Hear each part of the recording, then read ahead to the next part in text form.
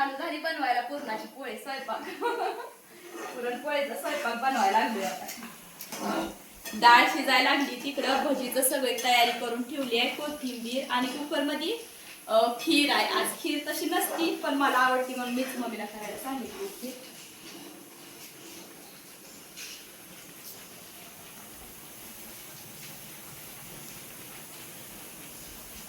कणिक बघितली का?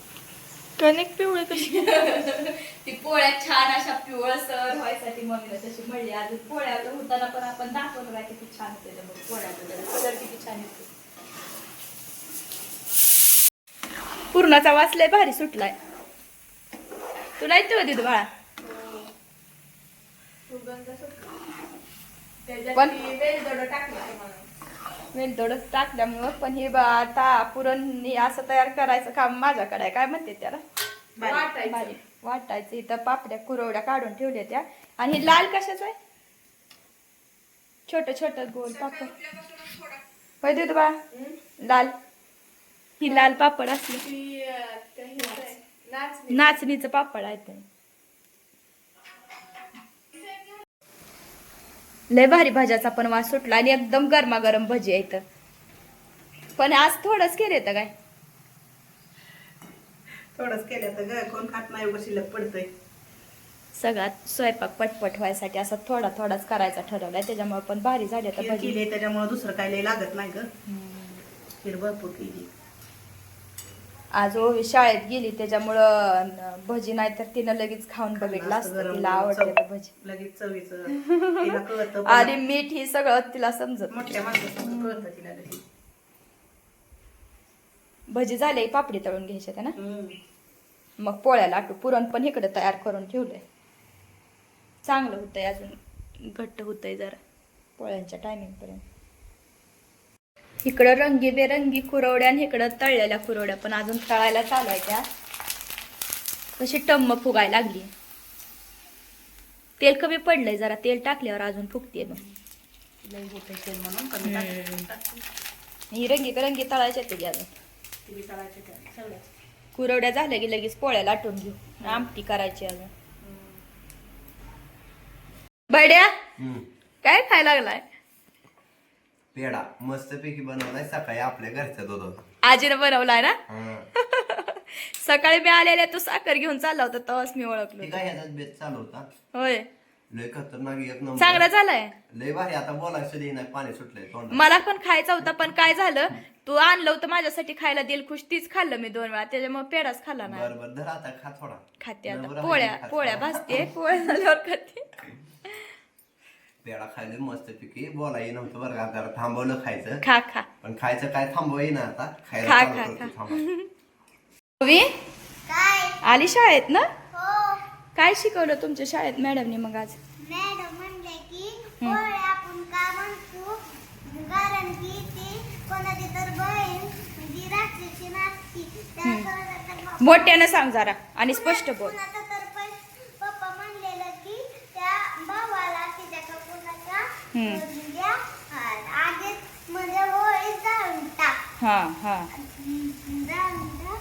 आणि ती बाई रात्रीची तिचा राग झाली तिचा मृत्यू झाला तिथं. आणि मॅडम म्हणल्या आपलं पशु वाईट विचार जाळून टाकायचे होळीमध्ये आज. ठेवायचं नसतं आपल्याकडं, जाळून टाकायचं. आपल्याकडे चांगलं विचार ठेवायचं. हा म्हणजे आजच्या दिवशी आपलं वाईट विचार आहे तर ते जाळून टाकायचं होळीमध्ये आणि चांगलं विचार आहे तर ते म्हणून आपण होळी म्हणतो. त्याच्यामुळं होळी हा सण साजरा करते ती. असं तुमच्या मॅडमने आज सांगितलंय तुम्हाला आहे की नाही. ती पेढा सांडल मांडीवर व्यवस्थित खा.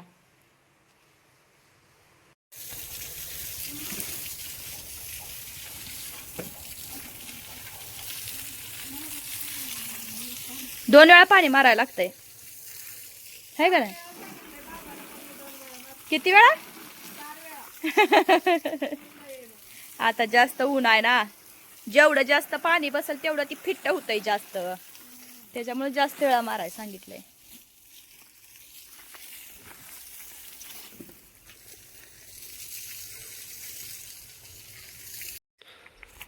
झालं का? झालं की लयच कष्ट घेले का तू. करायचे ना म्हणून म्हणलं थोडं सारून घ्यावं ह्याच्यावर कशी करायची बर बर म्हणून आजीला तिकडे आणायला शेंगफूल एवढंच थोडं सारून घेऊ बस बस करा का ताई तिच्या घरी करणार आहे ग म्हणून आली नाही आता हातानंच करायला हातानं व्हायचं होते का नाही बुडकं बारकं राहिलं. बोलका लागतो बरं थोडं थोडं होतं राबडी लय नाही वतायचं मग ते पेटायचं मग असं थोडं थोडं वतायचं त्याच्यात भरून दे मला कर की सारवाय सुरुवात करायला लागली रे. पण ही काय आहे आधीच वली जागा आहे म्हणलं थोडासा शितोडा दिल्याने करावं लय सारवल्यावर व्यवस्थित होणार शिकवूया आजी नातीला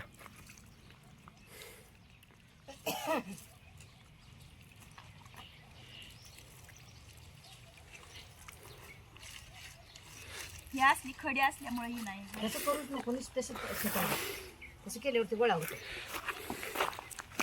नुसतं कोरड्या रानात शेताला मारायचं पुढच्या वर्षीपर्यंत आपली इथली सगळी फरशी घेतली मग काय नाही टेन्शन पण तवर आता हे काम चालू आहे अजून ती बाकीची तयारी केली का सगळी केली आता घे सारवून पाठापाठ बाकीच काय ते आणलं घेते लाकडं ही काय इथं करायची होती अगोदर पण ती जागा बदलली जरा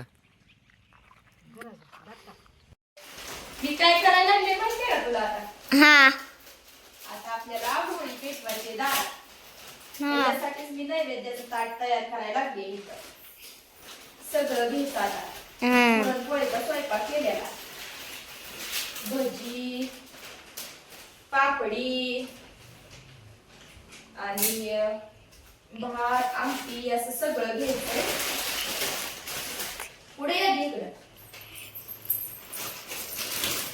आता बघ इथं ही आहे पोळी आणि भजी पापडी ठेवली बरं का आता काय राहिलं बघ त्याच्यामध्ये भात आमटी भात आमटी राहिली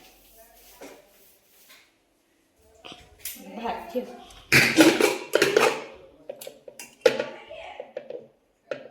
भात ह्याच्यावरच आमटी टाकली थोडीशी थोडीशी टाक थोडीशी भात सगळी तयारी झाली आता नैवेद्याचं ताट फक्त राहिलंय तर त्याच्यामुळं तीच मी तयार करायला लागली बघ आता असं तयार झालंय नैवेद्याचं ताट आता हे सगळं ताट तर तयार केलंय आणि हे बघ आता हे पाणी आणि हे नैवेद्याचं ताट आणि हे कर की वाजवायला घे की तू घेते ताट चमचा हा ताट आणि चमचा घ्यायचा आणि चला ओवी चल होय बर चला तिथं बा रांगोळी काढायचं काम तुझ्याकडे आहे नाही तुला येते सांग काढ फुलं तोडायला लागली होळीसाठी हातालाच येत नव्हतं वाकून वाकून वाकून तोडलंय इकडे बस पांढरी वळ घेतो हात थोडासा खाली घे तुझा हात थोडासा खाली घे बोट बोट तुझ्या पुढं किती छान गुलाबाई तुझं छान रांगोळ काढते साहेब कुठे कळत साहेब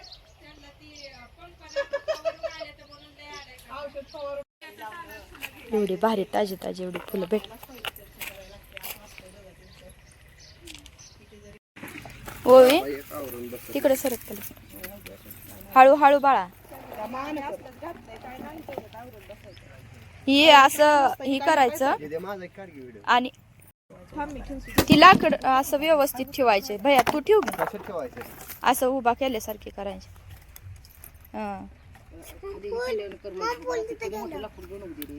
काहीतरी टेकन हा ठेवलंय बघ भयान व्यवस्थित त्याच्यात नीट काढत जाऊ दे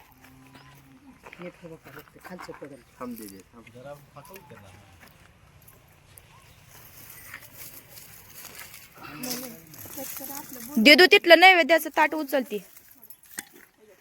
देदू खाली बोलला आहे ना त्याच्यामुळं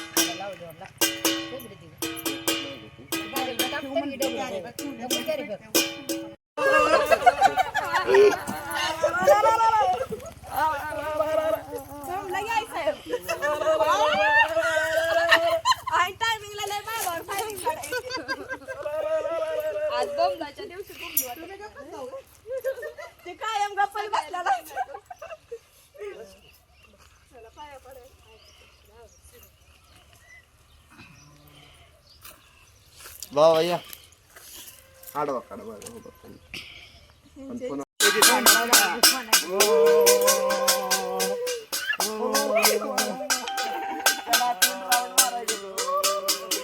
मैडी कशी वाजवती बघा पुढं.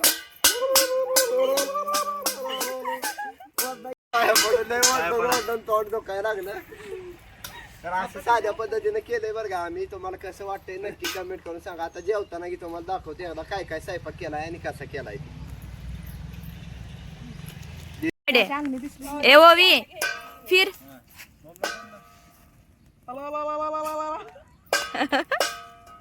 असं वाजवायचं आणि हातात आवसा नाही का तुझ्या